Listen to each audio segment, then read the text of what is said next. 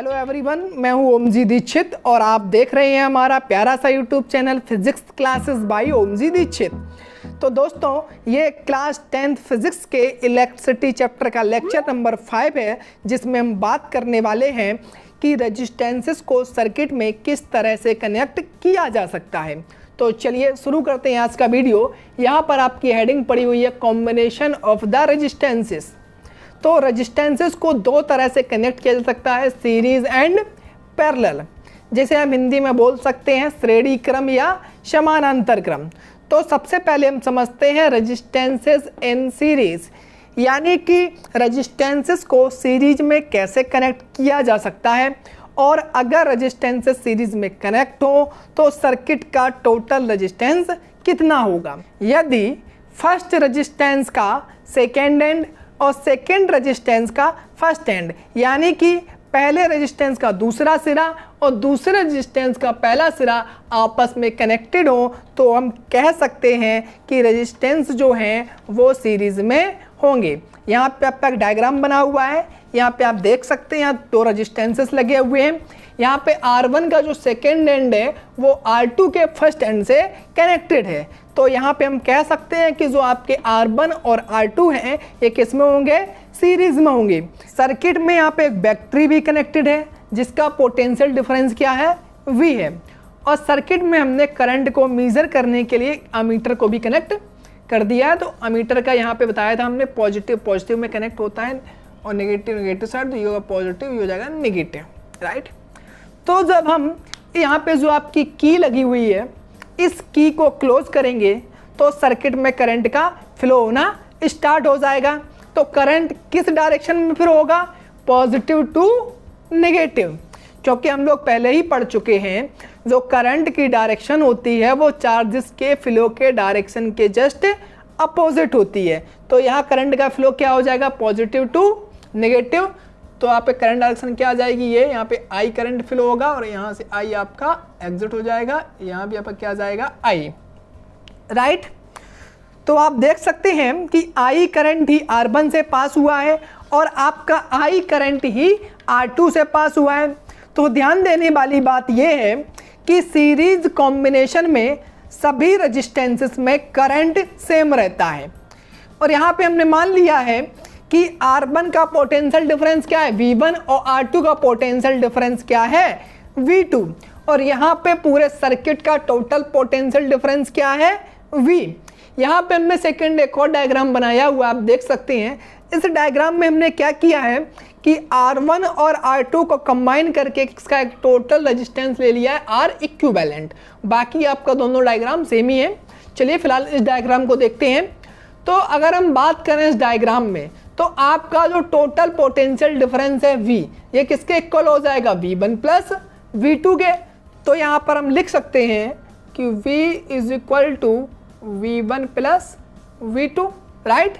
यानी कि सर्किट का total potential difference is equal to V1 plus V2। अगर अब हम बात करें ओम्स लॉ की, अगर हम यहाँ पे ओम्स लॉ का यूज करते हैं तो क्या फॉर्मूला होता है ओम्स लॉ का, V is equal to I R, right. तो यहाँ पे V क्या है, आपका जो V है ये क्या है, पोटेंशियल डिफरेंस है आपके पूरे सर्किट का, राइट। तो यहाँ पे अगर हम ओम्स लॉ का फॉर्मूला लगाते हैं V के लिए, तो V क्या हो गया आपका, टोटल सर्किट का पोटेंशियल डिफरेंस। तो हमें R भी चाहिए पूरे सर्किट का, यानी कि टोटल रेजिस्टेंस। तो दूसरे डायग्राम में हमने माना था टोटल रेजिस्टेंस कितना है, R इक्विवेलेंट। तो यहाँ पे V इज इक्वल टू क्या हो जाएगा पूरे सर्किट के लिए, V इज इक्वल टू हो जाएगा करंट हो गया आपका I, और R क्या हो गया, R इक्विवेलेंट टोटल सर्किट के लिए, राइट। अब बात करते हैं हम V1 की। तो V1 इज इक्वल टू क्या हो जाएगा, यहाँ पे V1 में करंट कितना है I, और रेजिस्टेंस कितना है इसका R1। तो V1 इज इक्वल टू क्या होगा, I R1। अब बात करते हैं V2 कितना होगा। तो V2 इज इक्वल टू क्या हो गया, V2 में कितना है करंट, इसमें भी सेम है I, और रेजिस्टेंस कितना हो गया R2, तो I R2। तो यहाँ पे देखिए हमारे पास तीन इक्वेशंस आ गई। एक आ गई हमारे पास V is equal to I R equivalent, एक आ गई हमारे पास equation V1 is equal to IR1, एक हमारे पास इक्वेशन आ गई V2 is equal to IR2। अब तीनों इक्वेशंस को यहाँ पे हम उठा के V1 और V2 की वैल्यू यहाँ पे पुट करके देखते हैं क्या आता है। तो V इज इक्वल टू क्या है, IR इक्विवेलेंट, तो यहाँ हो जाएगा IR equivalent is equal to V1 की जगह पे IR1 प्लस V2 की जगह पे IR2, राइट। तो यहाँ पे देखिए आपका I कॉमन आ रहा है, तो क्या हो जाएगा IR equivalent is equal to IR1 plus R2। I से I आपका कट हो जाएगा, तो आंसर कितना आ जाएगा, R equivalent is equal to R1 plus R2। Clear है। तो टोटल रेजिस्टेंस कितना होगा, R1 प्लस R2। तो इससे क्या समझ आया कि कितने भी रेजिस्टेंस अगर सीरीज में कनेक्टेड हो तो टोटल रेजिस्टेंस निकालने के लिए क्या करेंगे, सभी को ऐड कर देंगे। अगर मान लो 3 रेजिस्टेंस दिए होते तो क्या हो जाता, total resistance is equal to हो जाता R1 plus R2 plus R3। तो अब हम समझते हैं रेजिस्टेंस इन पैरेलल, यानी कि रेजिस्टेंस को पैरेलल में कैसे कनेक्ट किया जा सकता है, और अगर रेजिस्टेंसेस पैरेलल में कनेक्ट हो तो सर्किट का टोटल रेजिस्टेंस कितना होगा। यदि सभी रेजिस्टेंसेस के फर्स्ट एंड आपस में कनेक्टेड हो और सभी रेजिस्टेंसेस के सेकेंड एंड भी आपस में कनेक्टेड हो, यानी कि दोनों रेजिस्टेंस के पहले सिरे आपस में जुड़े हों और दोनों रेजिस्टेंसेस के दूसरे सिरे भी आपस में जुड़े हों, तो जो दोनों रेजिस्टेंस हैं वो आपस में पैरेलल में कनेक्ट होंगे। यहाँ पर भी आप डायग्राम में देख सकते हैं कि R1 का पहला सिरा R2 के पहले सिरे से कनेक्टेड है और R1 का दूसरा सिरा R2 के दूसरे सिरे से कनेक्टेड है। तो यहाँ हम कह सकते हैं कि जो आपके R1 और R2 हैं ये भी आपके क्या होंगे, पैरेलल में होंगे। और यहाँ पर जो सेकेंड डायग्राम दिया गया है, यहाँ पे हमने मान लिया है कि R1 और R2 का जो टोटल रेजिस्टेंस है वो कितना है, R इक्विवेलेंट। और यहाँ पे सर्किट में हमने एक बैटरी कनेक्टेड की है जिसका पोटेंशियल डिफरेंस या वोल्टेज कितना है, V। तो जब हम यहाँ पे की को क्लोज कर देंगे तो इस सर्किट में करंट का फ्लो होना स्टार्ट हो जाएगा। तो मान लेते हैं कि इस सर्किट में जो करंट फ्लो होना स्टार्ट होता है वो है I। तो जब I इस सर्किट में फ्लो होना स्टार्ट होगा तो इस पॉइंट पे जाने के बाद I जो है 2 पार्ट्स में डिवाइड हो जाएगा। मान लिया ये I1 और ये मान लेते हैं हम I2। यहाँ पे बाद में क्लोज होने के बाद वापस कितना आ गया, I, राइट। तो यहाँ पे हमने क्या माना हुआ है कि I 2 पार्ट में डिवाइडेड है, I1 और I2 में।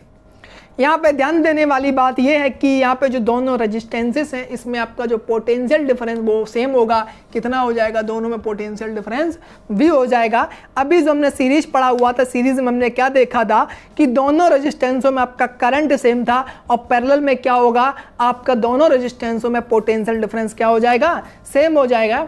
अगर हम यहाँ पे फर्स्ट डायग्राम को देखें तो यहाँ पे हम लिख सकते हैं I is equal to I1 plus I2। चलिए नोट कर देते हैं, I is equal to I1 plus I2, right.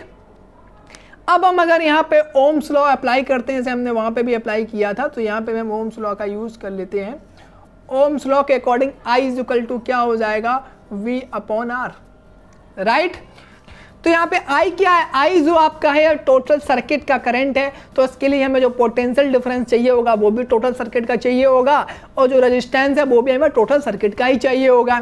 तो टोटल सर्किट का पोटेंशियल डिफरेंस कितना हो गया, V, और टोटल सर्किट का रेजिस्टेंस कितना हो गया, R इक्विवेलेंट। तो यहाँ पे हम लिख सकते हैं I is equal to V upon R equivalent. अब हमें चाहिए I1 की वैल्यू, तो यहाँ पे हम चेक कर लें I1 की वैल्यू हमारी कितनी आ रही है। I1 इक्वल टू क्या हो जाएगा, V अपॉन R1, नोट कर लेते हैं ये भी। अब चाहिए हमें I2 की वैल्यू, तो I2 इक्वल टू क्या हो जाएगा, V अपॉन R2। तो यहाँ से हम I2 की वैल्यू भी लिख लेते हैं, V अपॉन R2। तो यहाँ पर हमारे पास 3 इक्वेशन आ चुकी हैं। पहली इक्वेशन है I is equal to V upon R equivalent, दूसरी इक्वेशन है I is equal to V upon R1 और तीसरी इक्वेशन है I is equal to V upon R2। तो अगर अब हम इन तीनों वैल्यूज को उठा के इस इक्वेशन में रख दें, इस वाली इक्वेशन में, तो क्या हो जाएगा, I की जगह पे V अपॉन आर इक्विवेलेंट, तो V upon R equivalent is equal to I1 की value V upon R1, I2 की वैल्यू V अपॉन R2, यहाँ पे V आपका कॉमन आ जाएगा, तो V upon R equivalent is equal to V common आ गया 1 upon R1 plus 1 upon R2।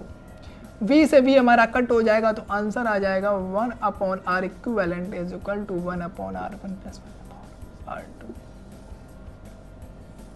तो टोटल रेजिस्टेंस कितना आ गया, 1 upon R1 plus 1 upon R2। चलिए अब कुछ थोड़ा तलकते भड़कते क्वेश्चंस वगैरह कर लेते हैं। यहाँ पे आपके दो क्वेश्चंस दिए हुए हैं। पहले क्वेश्चन में जो आपका फर्स्ट रेजिस्टेंस है वो 3 ओम का है और सेकंड रेजिस्टेंस जो है वो 4 ओम का है। तो इस सर्किट में आपको टोटल रेजिस्टेंस कैलकुलेट करना है, यानी कि बोल सकते हैं आर इक्विवेलेंट। तो सबसे पहले तो हमें ये पता करना होगा कि जो आपके रेजिस्टेंसेस हैं ये पैरेलल में कनेक्ट हैं या सीरीज़ में, उसके बाद सॉल्व होगा, राइट। तो चलिए सॉल्व करें, बताइए मुझे फटाफट।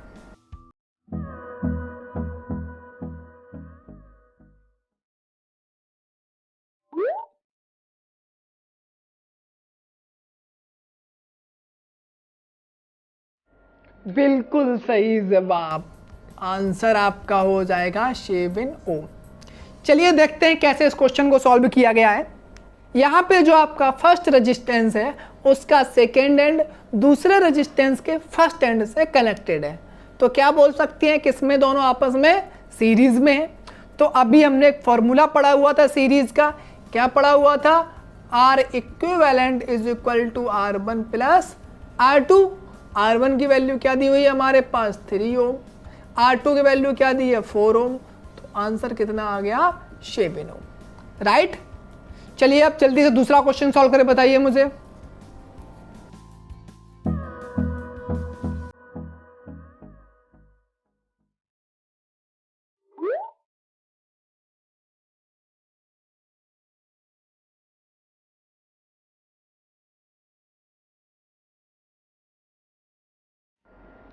कितना आया आंसर आपका, आर इक्विवेलेंट कितना आ गया 1 ओम। क्या बात है, तुम लोग तो इंटेलिजेंट हो गए। कैसे सॉल्व होगा ये क्वेश्चन, चलिए देख लेते हैं।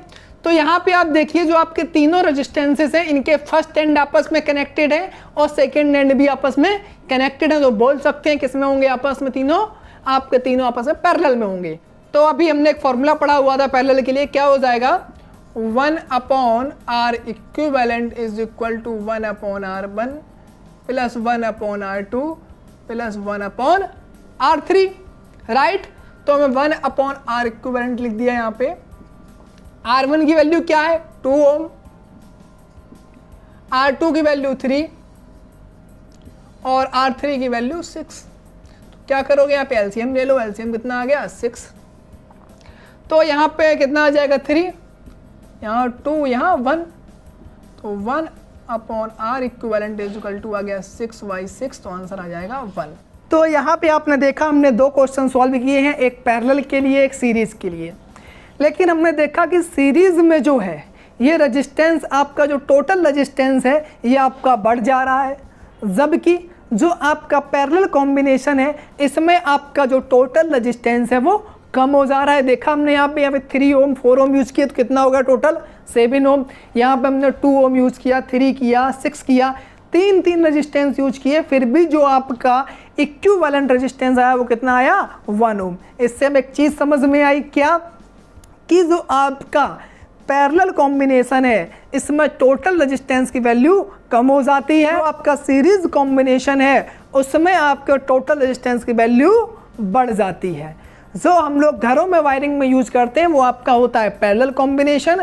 और अगर बात की जाए सीरीज कॉम्बिनेशन की तो आपने दिवाली पे झालर वगैरह देखी होगी, तो दिवाली में जो हम लोग झालर यूज़ करते हैं उसमें हम सीरीज कॉम्बिनेशन का यूज़ करते हैं, जबकि घरों की वायरिंग में हम पैरेलल कॉम्बिनेशन का यूज़ करते हैं। क्यों करते हैं ये भी समझ लीजिए। जैसे आपने घर में देखा होगा, आप कभी एक कमरे से दूसरे कमरे में जाते हैं तो क्या कभी ऐसा होता है कि आपके एक कमरे में वोल्टेज कम हो दूसरे में ज़्यादा हो, नहीं होता ना।